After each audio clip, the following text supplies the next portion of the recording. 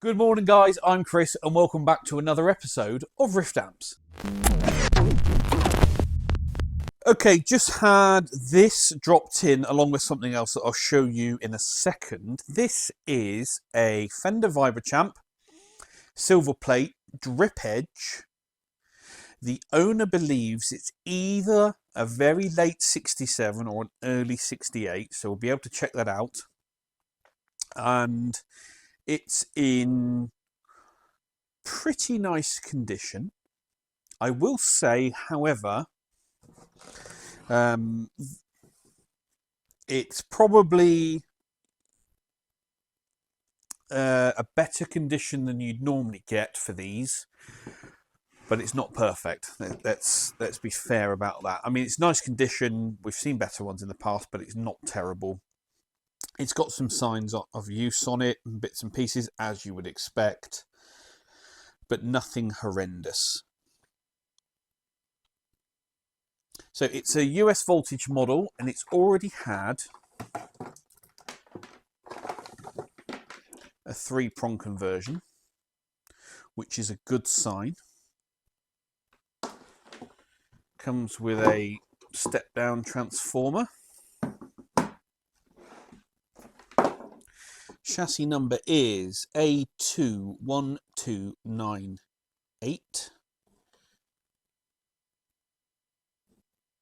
There it is. I can see through the back panel it's got an RCA 6v6 in it and what looks like an old 5Y3 as well. We'll get the back panel off and have a look and we'll give it a good check out. But overall, this is in quite nice shape. What's it in for? Well, the owner is going to be selling this and has brought it in for a checkup, so he knows it's all good for the new buyer. Good thing to do. He does say he plugged it in a couple of days ago, was playing it, and noticed that when the treble control gets above 8, the volume drops out, which unfortunately is not a good sign, so we need to investigate that. I suspect there's a high frequency oscillation going on somewhere inside, so we need to investigate that. It says the tremolo is really good, nice and strong, but it just wants it a good going over, make sure it's okay, service as required, so he can sell this with confidence. It also came with a box of old valves. We've got in here an RCA 5Y3. The lettering on the glass has disappeared, but you can see the two sides to it there. What else have we got? Got another RCA 5Y3. Let me get you a better view on that. There you go. We've got a Brimar 6v6.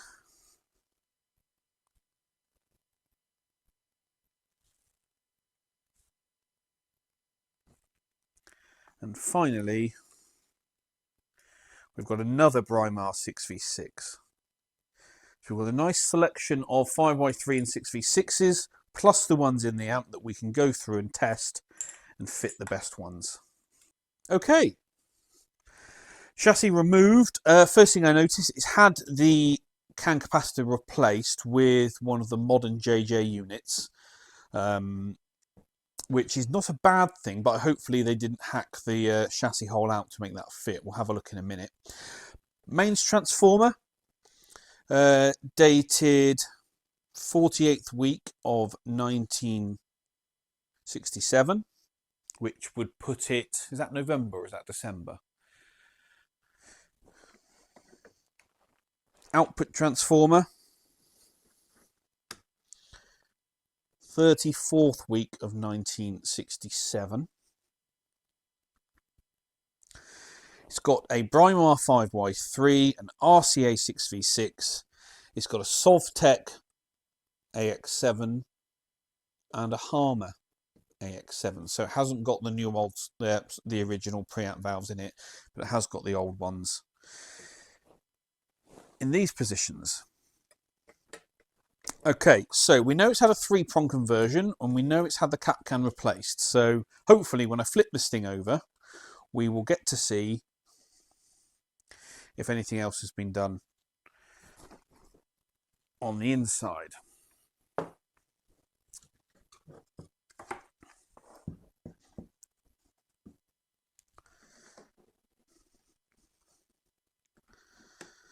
Okay, so looking down this end,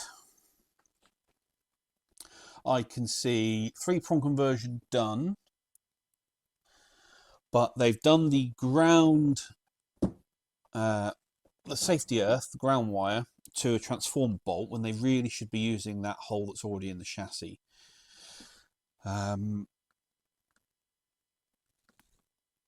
Output transformer wires aren't looking very healthy. Can we zoom in on those? Are those wires exposed?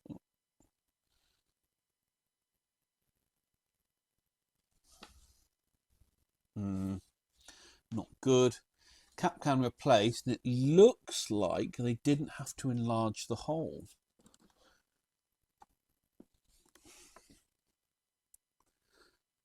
I think they've got away with that, but they did obviously have to drill 2 mounts in the chassis right through the stamp plug. Okay, let's pan up. So it's had a couple of replacement resistors, one in the B plus rail here, this 1K. So I would suspect, looking at the condition of the board below it, had a screen short in one of the output valves, so that's why that got replaced. The 10K is original. The 470 ohm resistor for the cathode bias for the output valve has been replaced, along with the bypass cap. It's a good thing.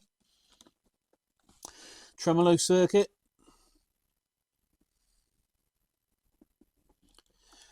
Three original disc caps, no replacement resistors around here, but it has had this cathode bypass cap replaced. Same here, along with this 1K5 resistor. They've used a 1 watt there, probably overkill.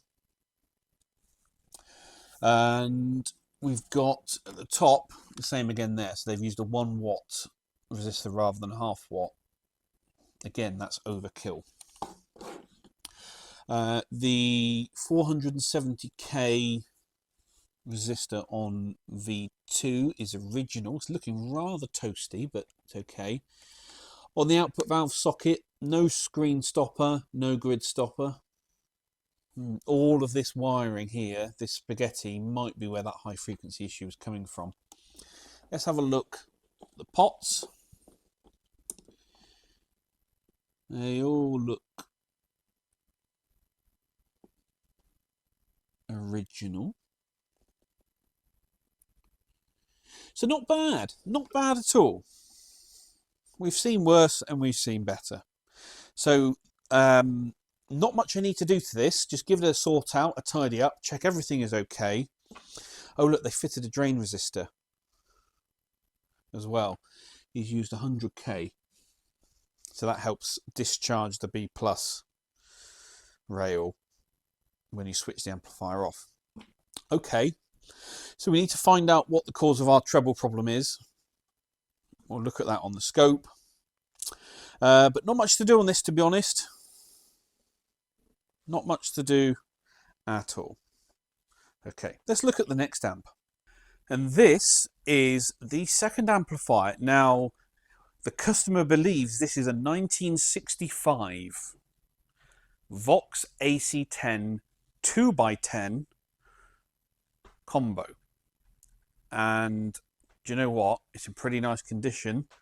The diamond cloth has got some issues, but nothing horrendous. Maybe a little bit there. But again, we've seen far worse in the past. The Tolex is in lovely condition. We think it's got a replacement badge because you can see there's some impressions here where I think the original went. So that might be a replacement badge. If anyone knows, let me know in the comments down below. No issues with this one. Again, he's looking to sell it and he's just brought it in for a checkup.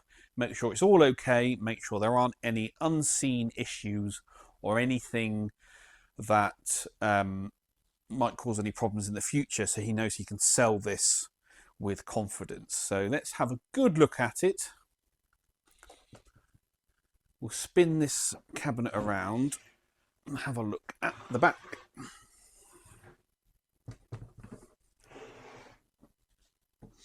What have we got then? Vox AC10, serial number 2211.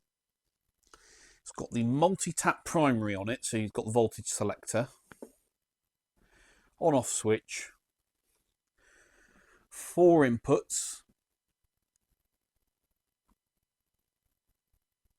Vibrato. And just a volume and tone control. Now, we have noticed it's got this extra socket on the rear here, which we think... we know it's for the vibrato, but whether that's been added after the fact, he's not sure. I suspect it is too, but I can't remember why or how the original foot switch was connected to the amplifier, so maybe that's a good addition. I'm not sure. What do we notice? Obviously the 210 speakers in the back. I can't remember off the top of my head if these are the Goodmans or the Elacs. Again, if you know, put the comments down below. But overall, this appears to be quite well looked after. It's had a new plug on it at some point. It's got a replacement foot switch, but it's the correct type. Let's pull this panel off. It's missing a screw there. Let's pull this panel off. Just the 3 screws remaining. Oh, and the one at the top. Let's have a look inside. Okay, panel removed. It looks like they've just used the original foot switch cable, shortened it and just added a jack rather than running it down through and out to a hardwired foot switch. That's easy enough. Okay, so what can we see? The original tag board, and I don't see any replaced components, so maybe we do need to start to investigate. Can we get a good look at this cap? Can we get a shot? Oh, that's flapping in the breeze, isn't it? Look at that. Ah, look. Look what I've just seen. This blue wire, not connected. Just flapping there in the breeze. Okay, so that's one thing we've got to sort. What else can we see? Not much. Output transformer. Power transformer hiding in there. Tell you what, let's get this chassis out. Speaker connections has got this block terminal here, so I can release those and I'll be able to pull this chassis out with a good look.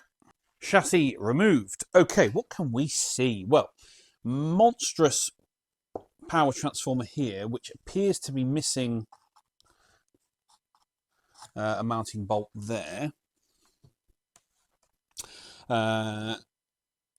That's not the output transformer, that's the choke, I believe. And that's the output transformer. I'll just double check that. EZ81 rectifier valve, which is a Mullard. Got some varnish on it, but it is a Mullard. Pop that back in.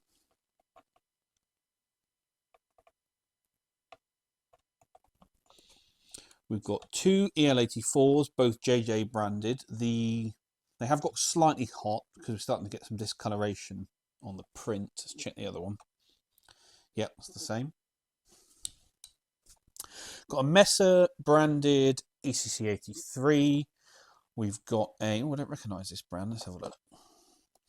Oh, that's a Jan Phillips 6U8A. Don't really see those anymore. And what's our EF86? Is a Mullard. White print Mullard. Very cool. Okay. Let's get these out of the way. Protect those. Chassis is in okay condition. It's not the dirtiest thing in the world. Right, let's flip this up and have a look on the underside.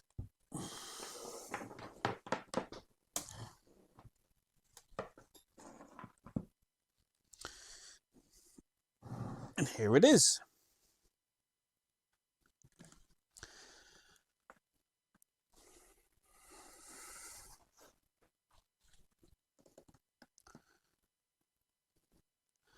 Okay, more electrolytic caps that remain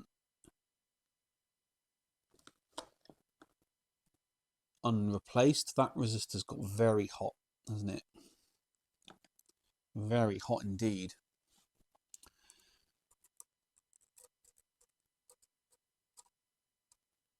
In fact, you can start to see it's actually got a crack. So that's going to need to be swapped out. What else can we find? Here's the cap can. It is original. And is it starting to bulge ever so slightly? Ever so slightly. We might just need to... it's an RS branded cap. We might need to think about replacing that. That wire round resistor's looking okay.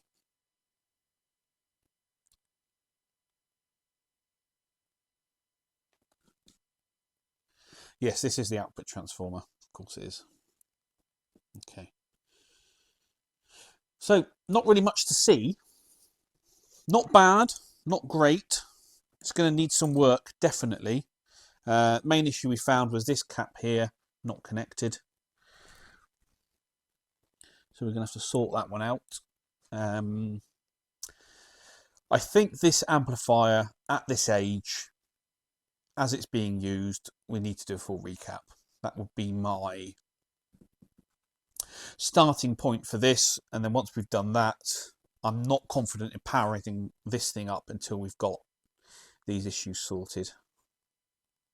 Once we've done that, we can then go through the rest of it and give it a good service and whatnot. But yeah, that's the Vox AC10. We need to confirm the year. We think it's a 65, but we will come back to you on that. A little bit of progress on this, using the second channel on the scope as well. So yellow is output, purple is my probe. So if I scope coming out of the first stage, you can see my signal. Let's reduce it so you can see it.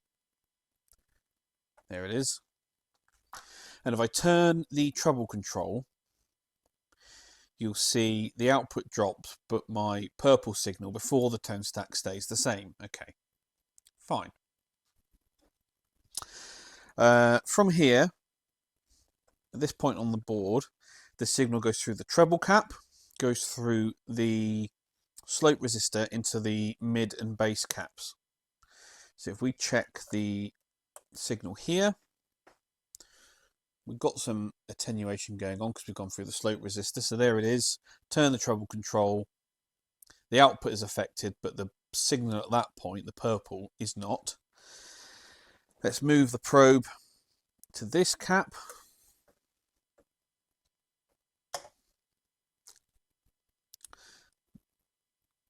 Same again. Our signal at that point is not affected by the treble control. But if we connect on to the treble cap itself, right there, there's no signal. There's no signal at this point. There is before it, there it is, but nothing there. And if I just connect on where it is at the treble pot,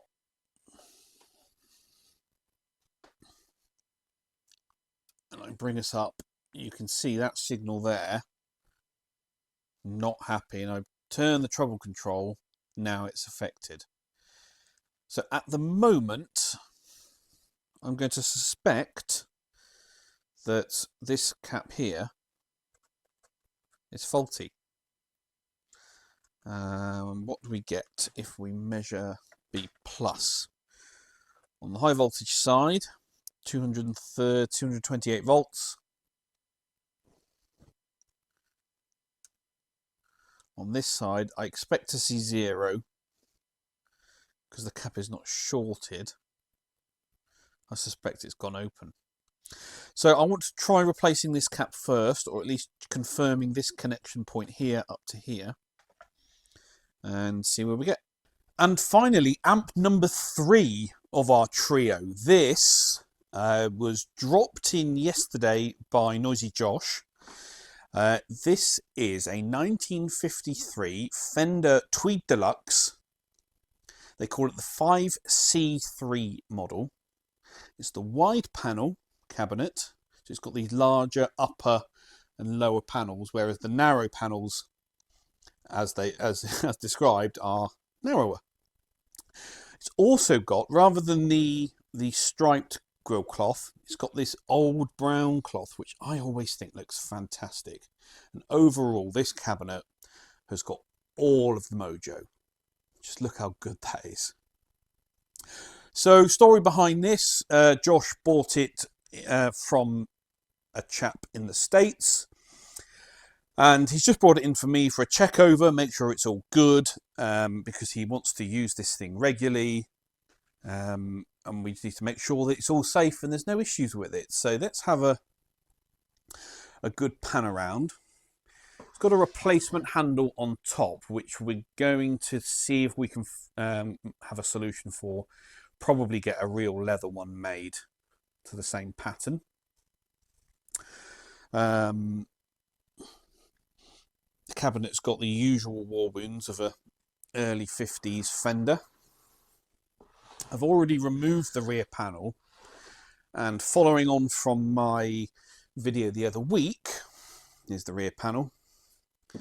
Josh already has covered up the asbestos sheet on the rear panel with some shielding, so that's a good thing to do.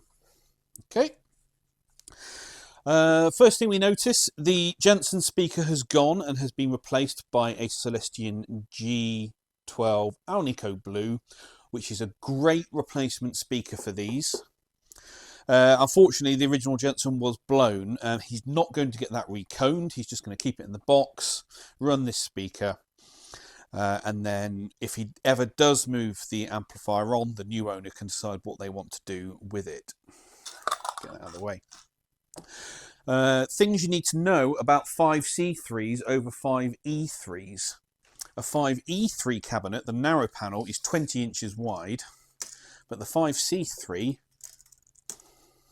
is only 18. It's 2 inches narrower, so everything is squashed in a little bit more. And as you can see, and as we've seen on my 57 Tweed builds, the speaker bell clearance to this valve here can be very, very close. So you've got to be careful. So let's have a look. It's had a 3-prong conversion already, which is a good thing.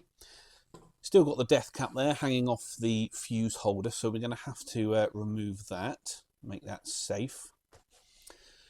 It's had the filter caps replaced, but hasn't had the resistors in the B+ rail done, and they are looking, let me get in there, very toasty. Okay, and it's had all of the tone caps replaced, the coupling caps, with some,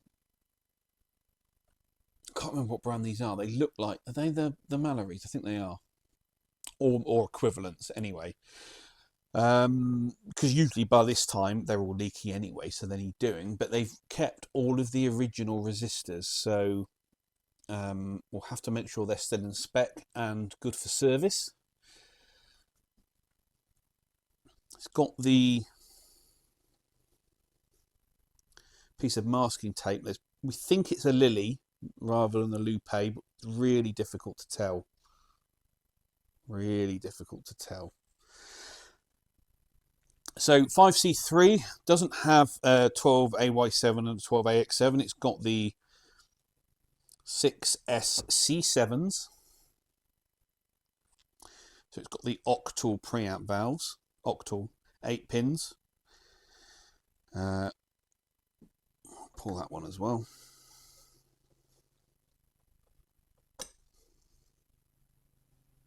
Some nice RCA. Was that one an RCA as well? It was, yes. There you go. Cool. So, initial inspection. Looks great, doesn't it? This thing looks fantastic. 3 inputs. Mic channel. So you've got 2 instrument inputs for the instrument channel and a single input for the mic channel. Master tone, as you normally find on these things. Dual fuse on-off switch. So can I see anything immediately obvious with the amplifier? Well, the work that's been done on it isn't great, but it's not bad either. There are some things that we could improve, and I think this is a classic example. I mean, look at that. I'll zoom you in. That leg's been left long. This thing's flapping in the breeze, look. Tidy all this up. Now we think this has had a replacement output transformer, and judging by that splice there, that appears to be the case. So when I pull the chassis, we can look to see what it's got on the backside. The most concerning thing I've found is the whole board is insecure. You see the movement on that?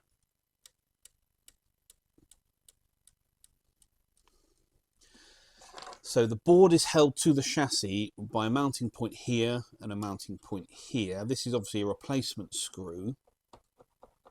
So I wonder if the board's been out at some point, but this one is not attached to the chassis. So we're going to have to rectify that, amongst some other things. So a plan of attack really is just to make all the previous repairs good, bit of TLC, bit of a sort out. Anyway, let's pull the chassis and let's have a look at those transformers. Okay, just looking at the tube chart here, model 5C3 CG Charlie Golf manufacturing code, serial number 0774. The cabinet is also marked Charlie Golf, and so is the chassis.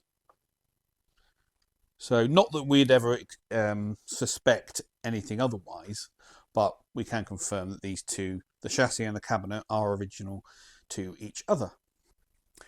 And just as another piece of confirmation, the cabinet, as we saw, was marked 0774, and the chassis has the same stamp on it. So we'll call that as I've now got enough information to say happy that these two match.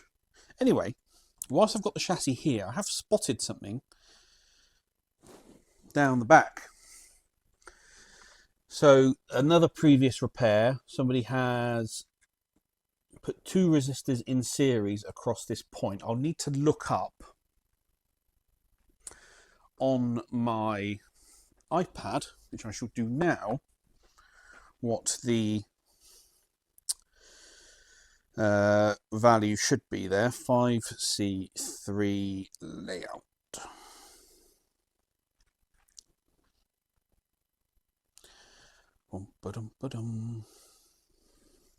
So on the original Fender layout, it's a 250k resistor, which, as some of you will know, is not an E12 value. So this was before they harmonized all the values. So the modern value today will be 270 ohms, but it appears they've used a 250k, so 220k resistor there, and then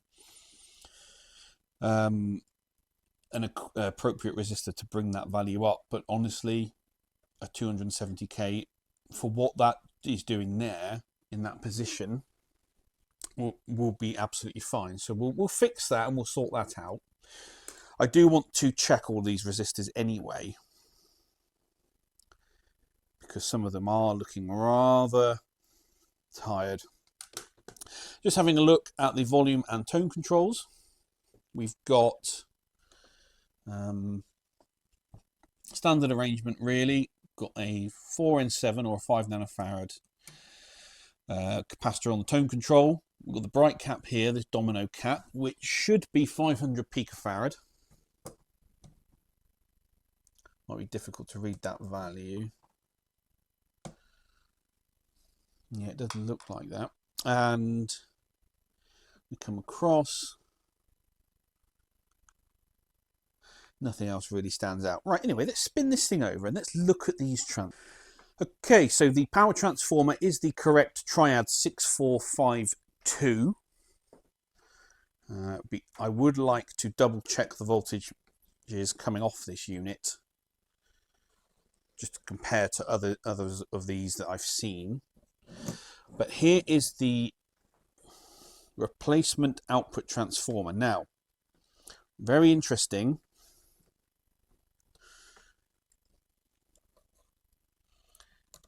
Appears to be quite old. So I wonder if this unit was replaced many, many, many moons ago. The numbers on it are 1047220 DYFO. So I'm going to look up the specs of this to see if it is appropriate for the amplifier. It's a bit loose, so we need to tighten that down. But that is not the original output transformer for this amplifier.